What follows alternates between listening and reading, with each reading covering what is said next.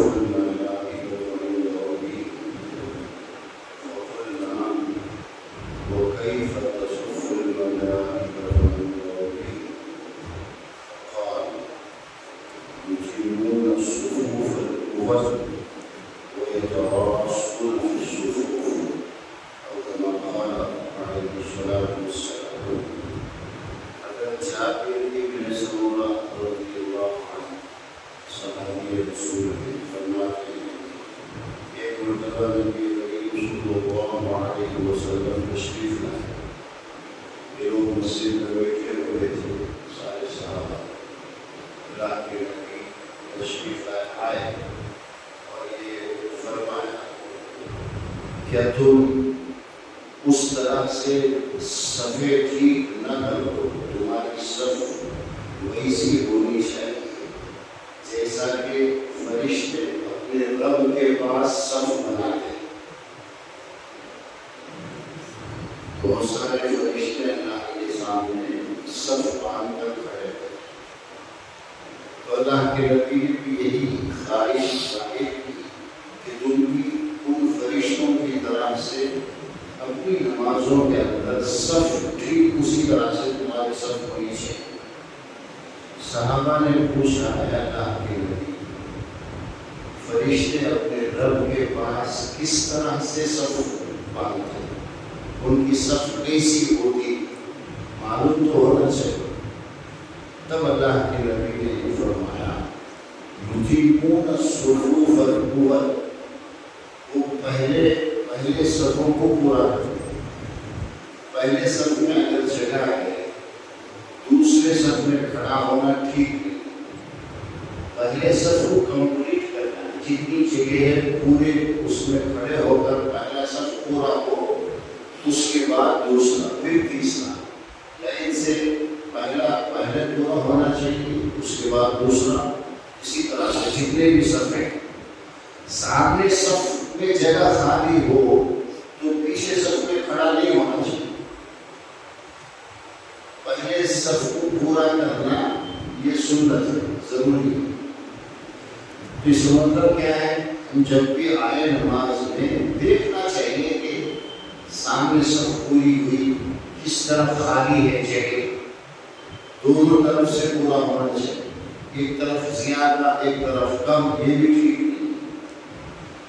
ہر آنے والے کو تھوڑا سا دماغ سے صف کو پورا کرنا چاہیے. ایک تو پہلے صفوں کو پورا کرتے ہیں اللہ کے فرشتے، پھر جب وہ کھڑے ہوتے ہیں مل جل کر کھڑے ہوتے ہیں، بیچ میں گیپ نہیں. یتراصون فی الصفوف، یہ دو باتیں فرشتوں کی جو اللہ کو پسند ہے، ان کی جو صف ہوتی ہے وہ ایک تو سامنے والی صفیں پوری ہوتی ہیں، اس میں جگہ نہیں ہوتی، اور دوسری ایک دوسرے سے مل جل کر کھڑے ہوتے ہیں. یتراص کا مطلب ایک ساتھ لگ کر کھڑے ہوتے. اسی لیے نماز پڑھانے والے کو ہر نماز میں تھوڑا دیکھنا چاہیے دونوں طرف. آنا سیدھا کھڑے ہو کر نماز شروع کرنا نہیں. اقامت ہو رہی ہو یا اقامت کے بعد امام کو ذرا صفوں کی طرف دیکھنا چاہیے. اگر صفوں میں آگے پیچھے سامنے کھڑا ہے، لائن ٹھیک نہیں ہے، تو اسے درست کرنے کی ضرورت ہے.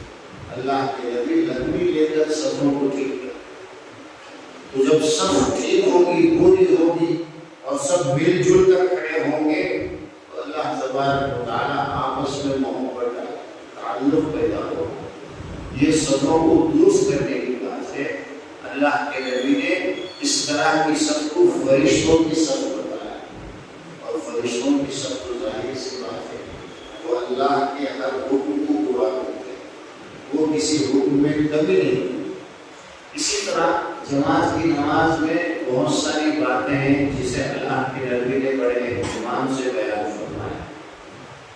یہ بھی فرمایا کہ تم جو ہے امام سے پہلے کوئی کام نہیں کرنا.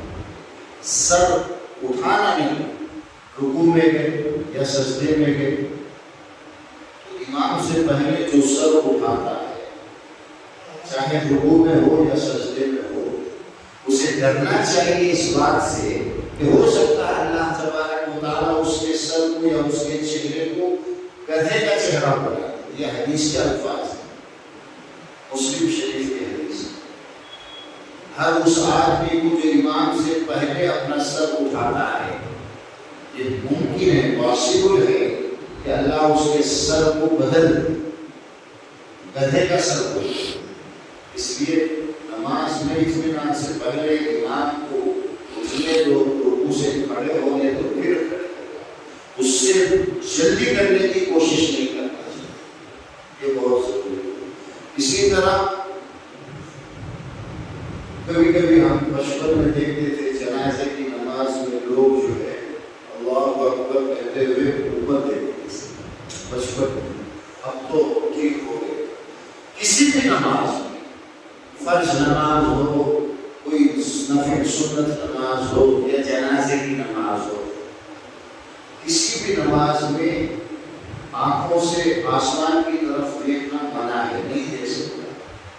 اللہ کے نبی نے یہاں تک فرمایا ہے اس بات سے ڈرو کہ جب تم اوپر دیکھو ہو سکتا ہے تمہاری آنکھوں کی روشنی اللہ سب دیکھتے ہی تم اندھے ہو جاؤ. اس بات کا امکان ہے، لیکن اللہ جو ہے اپنے بندوں پر بہت زیادہ رحم کرتا ہے. وہ اس طرح، لیکن واقعی بھی اتنی بری چیز ہے کہ اللہ چاہے تو تمہاری آنکھیں دور ہو سکتی، تم نابینا ہو سکتے. تو نماز میں ٹھیک سے کھڑا رہنا، صف کا خیال رکھنا، امام کے بعد کوئی کام کرنا، کوئی بھی کام امام کو پہلے کرتے تو فرماتے ہیں کہ ہم کھڑے رہتے اور ہمارا اللہ کے نبی جب سجدے میں چلے جاتے تب ہم شروع ہوتے تھے سجدہ کرنے. رکوع سے جب اللہ کے نبی سیدھے کھڑے ہوتے اس کے بعد وہ لوگ کھڑے ہوتے تھے. اطمینان سے کرنے کی ضرورت ہے،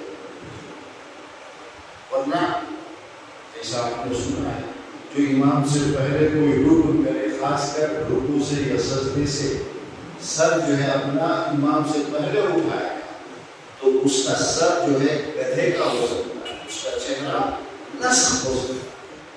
اور یہ ساری باتیں جو ہے مسلم شریف کی ہے. سب نماز کے احکام کا جو ایک چیپٹر ہے جس کے اندر انہوں نے تقریباً 300 سے بھی زیادہ حدیثیں لائی ہیں نماز کے بارے میں. اسی میں یہ ساری حدیثیں، اس کا ہمیں بھرپور خیال رکھنا. اور ایک بات اللہ کے نبی نے جب نماز کے لیے آئے بنانے کے لیے تو دیکھا کہ لوگ الگ الگ حلقے بنا کے بیٹھے ہوئے، جیسے قرآن کے حلقے رکھتے ہیں نا، اس طرح نماز کے بیچ میں صحابہ حلقے بنائے ہوئے تھے. اللہ کے نبی نے اسے پسند نہیں کیا. تم آپس میں گروپ کیسے تمہارے الگ الگ فرقے بنا لیے؟ نماز کے وقت اس طرح کے کام نہیں کرنا چاہیے. بعد میں اگر نماز کا وقت ہو گیا سیکھنے سکھانے کے لیے کوئی 2-4 آدمی مل کر حلقے بنا دیں وہ ایک الگ بات ہے، لیکن نماز کے پہلے میں خاص کر اذان سے لے کر فرض نماز کے بیچ میں کسی کو کنارے پہ لے کر خصوصی باتیں، یہ سب غلط بات ہے. کوئی خصوصی بات نہیں ہوگی اذان کے بعد نماز ختم ہونے تک. سب کو اپنے صف کے اندر ایک دم مل جل کر بیٹھنا ہے، ذکر و اذکار کرتے رہنا ہے، اور جب امام آ جائے نماز شروع ہو جائے بڑے عظمت کے ساتھ سکونت کے ساتھ نماز پڑھنے کی ضرورت ہے. اللہ تبارک و تعالی ہمیں دین صحیح سمجھ کر اس پر عمل کرنے کی توفیق. سبحانک اللہم و بحمدک، نشہد ان لا الہ الا انت، نستغفرک.